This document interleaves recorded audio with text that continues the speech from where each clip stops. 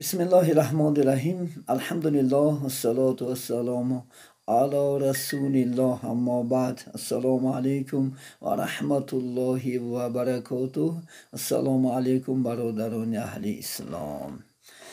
اما سوال راهی کردن برادران درباره آیا جنها مثل آدمان به بهشت یا دوزخ داخل می شوند یا اینکه مثل حیوانات خاک می شوند.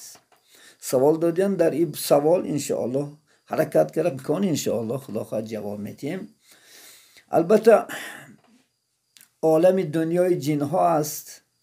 اگر ما به تاریخ نظر اندازیم، حضرت سلیمان علیه السلام یعنی در بالای جن ها حکمران بودند. چندین سال جن ها را انشاءالله یعنی خدمت میکنند. داید در خدمت حضرت انشاءالله حضرت سلیمان شای بودند. یا که به تاریخ انشاءالله قرآن نظر اندازیم، الله سبحانه و تعالی ماند برای جن ها علایل یک سوره جن است که پیامبر صلی الله علیه و سلم در نماز بامداد میخواندند. یک گروه جن ها اومده چیکار کردن؟ ایمان آوردن و اسلام قبول کردن. جن خودش کلمه عربی است، یعنی معنایش روح می باشد. در این کتاب های انشاءالله تاریخ اگر نظر دادیم، جن ها در هر شکل داخل می شدند. یعنی جن می گفتیان، اجینه می گفتیان، دیو می گفتیان انشاءالله، یا که بلا، یا که عزازیل، یا اینکه پری، یا که اخریمان و هاکذا دیگر نام ها که نامورده می شدند.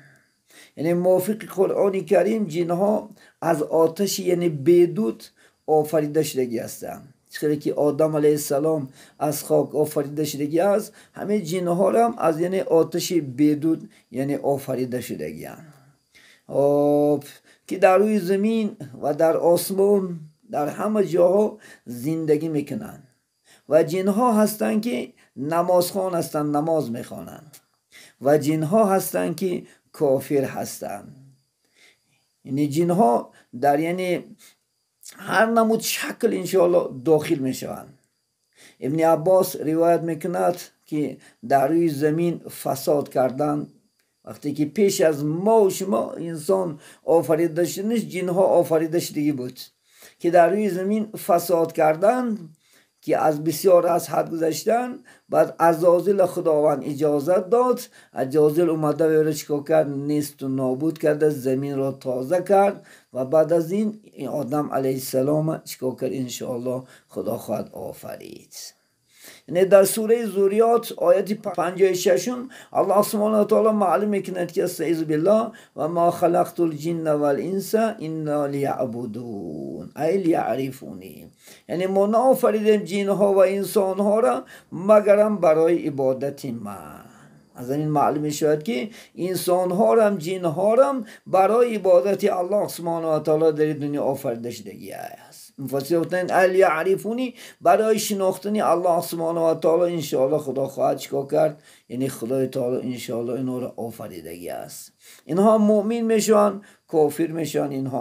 اینها مثل آدم ها زندگی میکنن، اویلدار میشن میگه کتاب، یعنی فرزنددار میشوند. ببینین حتی میخورن، میآشامند، نماز میخوانند، لکن جنها را عمرشو نسبت عمرهای انسانها دراز میشد است. یعنی عمرهای ما و شما خدا خواهد اگر یک عصر باشد، ما یک عصر حق داریم انشاءالله. خدا خواهد یک زایتر کم در کم نگذاریم، یک عصر انشاءالله الله سبحانه و تعالی برای ما و شما ارداده است. لیکن عمری ویها چی بشد است؟ البته انشاءالله زیادتر بود است نسبت ما و شما. البته ویها هم اگر کسانی که عبادت میکنند جنها داخل جنت میشوند. کدام جنهایی که به خدا شرک میارند، فرمانی الله نمیکنند، البته انشاءالله خدا خواهد چی؟ به دوزخ میدرایند.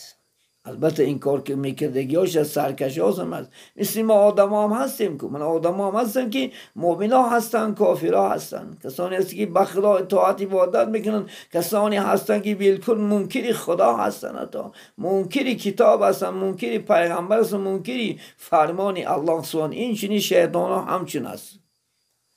حتی که شیطان ها در روی زمین هم میگردن، در خانه ها میگردن، در آسمان ها میگشتن زمین، یعنی شیطان ها.